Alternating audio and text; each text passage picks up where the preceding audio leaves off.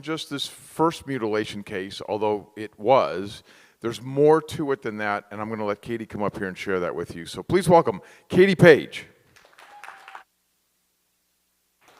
Thank you, Ron. Thank you. Good morning, everybody. Thank you for being here on this wonderful Monday. It's kind of bittersweet, isn't it? It's like, oh man, so much going on this weekend. So I have I'm just going to tell you what I want you to get from this presentation right out of the gate. And having the honor, I want to introduce Kerry King too. His great aunt Nellie owned Snippy. So to have the privilege to re-examine this case was amazing. And what I learned from this case and the commonalities from the San Luis Valley to the Rocky Mountain Ranch blew my mind, which just proves the point that these historical old cases should not be overlooked and forgotten.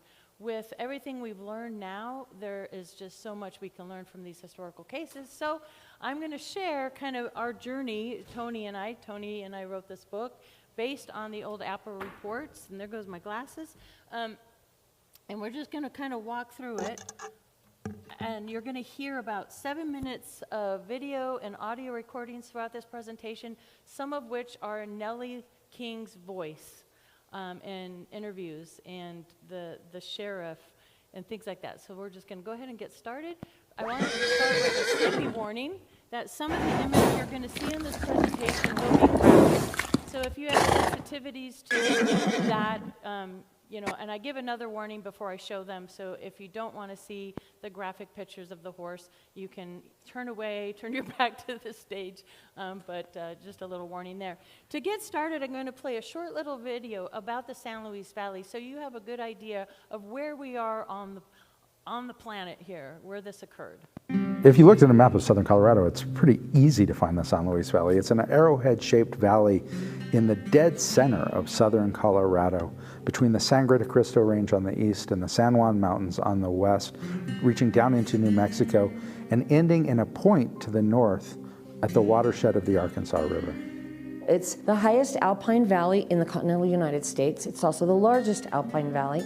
We are 150 miles long and 50 miles wide. The valley in size is equal to about the country of Israel, bigger than some of the states like Rhode Island or Connecticut.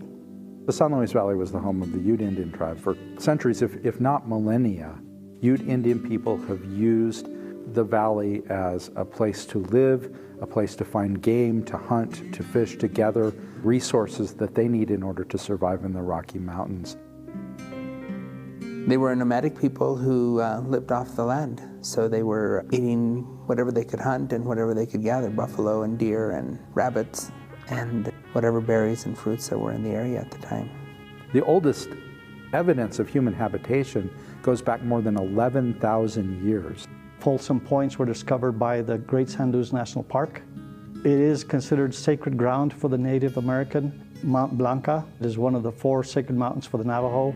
The Hopi, their creation where they came up out of the middle of the earth was near what we know as the San Luis Lakes.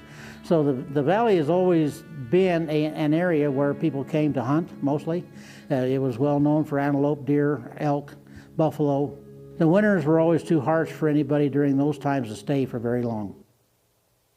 So what's interesting about the San Luis Valley, it is considered sacred land. So, we had tribes that were warring, tribes that aligned, but in the valley, they all came together. There was no fightings or battles in the war. They considered it, the belly, the birthplace of the earth, and it is a very sacred site. What's interesting about these lakes, right, Carrie, it's really close to where Snippy was mutilated. So Mount Blanca, how many here have heard of Dulce, the Dulce base in New Mexico? Well, I feel like throughout my research on Rocky Mountain Ranch and now the Snippy case that we have tunnels under the United States, perhaps under Dulce, running through Mount Blanca. There could be a base in Mount Blanca to NORAD and Colorado Springs and spreading outward all across the country. But I came across this really cool little video clip about Mount Blanca and some of the mysteries. It's kind of the mouth of the mountain, and for years, not just the King family, but many people have seen ships flying in and out of Mont Blanca, almost just like Mount Shasta, go in right and vanish. So I'm going to play this little clip here about Mont Blanca. Colorado hides more than mountains. Beneath the peaks and redstone cliffs, there are places that don't want to be found, and caves that seal themselves the moment you step inside. These aren't ghost stories. They're mysteries carved into stone, and to this day, they remain unexplained. The disappearing cave of Blanca Peak, the gateway that sealed itself. Some places disappear from maps. Others erase themselves from memory. But there's one place in Colorado that seemed to vanish from reality. Blanca Peak is one of Colorado's sacred giants, a towering mountain in the Sangre de Cristo Range, revered by native tribes, feared by some locals, and largely avoided by those who've heard what's buried beneath it. In the early 1970s, a group of amateur cavers and hikers, 3 men and 1 woman from Alamosa, set out to explore a network of natural stone formations near the base of Blanca. They had heard rumors from ranchers and old miners. There's a cave out there that wasn't meant to be found. Of course, that only made them want to find it more. It wasn't on any official trail map, but with topographical charts and a sense of adventure, they hiked off path into the deeper brush until they reached something they couldn't explain. Set between 2 steep, craggy rock faces was a narrow entrance, partly obscured by moss and debris, but behind it, darkness that felt wrong. Not the kind you get in a cave, the kind that almost felt like a void. Still, they went in. The first thing they noticed was the sound, or rather the absence of it. Their footsteps echoed once, and then not at all. Their flashlights seemed dimmer than usual, even with fresh batteries. The air was cold, but didn't move. No wind, no insects, no dripping water, just stillness. They went in roughly 40 meters. No carvings, no natural mineral lines, just smooth, cold stone, almost too smooth. And then came the shift. The woman, Ellen, said she felt a vibration in her chest, as if the cave was breathing around her. One of the men claimed he heard a whisper that didn't come from behind or ahead, but from above, like something embedded in the ceiling. When they decided to leave, they turned around and froze, because the entrance was gone. No light, no crack in the wall, no airflow, just stone. Solid, seamless, silent. They didn't scream, they didn't panic, but for the next 3 hours, they moved through the dark, following the right wall, tapping and feeling for any opening. And then, suddenly, they were outside, back in daylight. No explanation. They hadn't looped back, there was no incline, no crawl space. They simply stepped and the mountain let them go. The group reported the coordinates, even marked it on personal maps. But when they returned 1 week later, the passage wasn't there.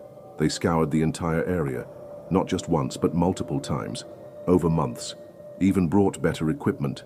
Nothing. A decade later, Ellen returned with a new team. Still nothing. No entrance, no seam in the rocks, and her compass spun in place every time she got close to where it had been. She never went back. Locals call it the mountain's mouth. Some say Blanca Peak is alive, not metaphorically, but geologically dormant in a way we don't yet understand. So it's a very interesting area, and the valley sits right, below Mount Blanca, where Snippy was found. It's very interesting energetically and geographically, geologically. So a high-strangeness area. And something else about the San Luis Valley is Oppenheimer had a home there. Nikola Tesla did work there. NASA, I found out for years in the valley, experimented because it's very similar to the lunar surface. So they would test things out there in the valley. So it's a very beautiful, unique place, dark sky territory. So Snippy, let's get to Snippy. Snippy, before viral was viral and things went viral, Snippy the horse went viral around the world, newspaper articles. He was a movie star. He was my little movie star. I was telling Carrie, I was trying to collect article headlines. This is just 2 days worth of just a fraction of the headlines. Some of my favorites. Flying saucer blamed in death of Appaloosa horse found dead. Skinned in lonesome Colorado pasture out of New Mexico. Was poor old Snippy done in by a Martian? I mean, the headlines are fun. I had fun reading these. El Paso, Texas sign. Did horse come out second best in tangle with flying saucers? It was like a duel, Texas style. So yeah, Snippy went around the world, and he was big news. Yeah, big news. He wasn't the actual first animal mutilation. He was close, though. But he was the first one that went around the world and went viral. And how did this research all come to be?